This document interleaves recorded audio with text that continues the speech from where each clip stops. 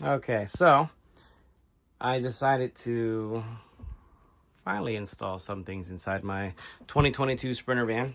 I went with I bought all the Legend branded panels, the wall protectors. And, all right, so the bottom panel, I had all the gray fasteners in there, but then I needed to pull it back off. And I decided to use the black ones since they're easily removable. Where you see the black ones at. Reason being, the upper panel, all the holes here are pre-punched, which means you don't have to think and you can just put the screws in the hole, or so I thought. With the exception of this one here. I put the screw in that hole, and the screw, I felt it hit something. Didn't push hard or anything. Backed it out, took a look, and it actually lines up with the motor because I have the power slider. And the bad part about that is when it did that, so you can see it in the camera, but it put a dent. It's right here. So wherever it bumped, the motor must have a bracket on or something, and it bumped into the outer skin and put a dent from the inside, which was the whole reason for putting on this protection, so that it don't damage anything. So I don't know, I'll pull it off and see what I figure out next on that. All right, so here we are, panels removed.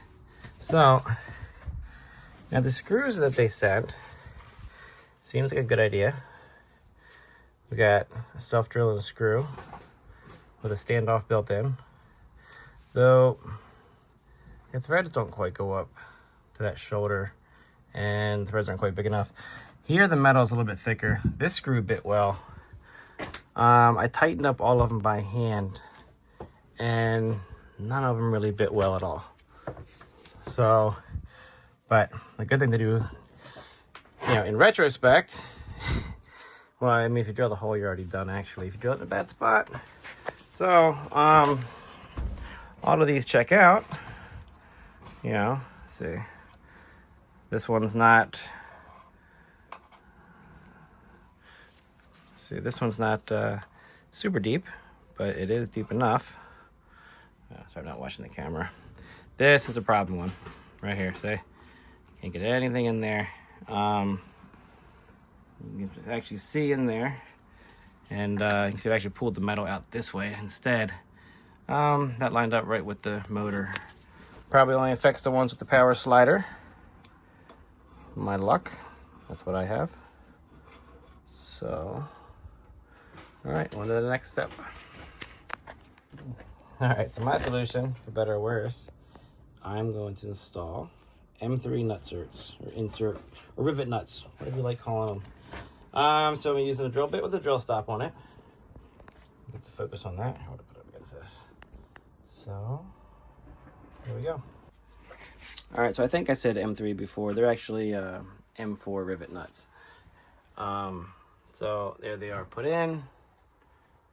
And I added one here I didn't have before because there's a big gap there with no fastener, and it kind of is a gap. So the only place I can't have one is here.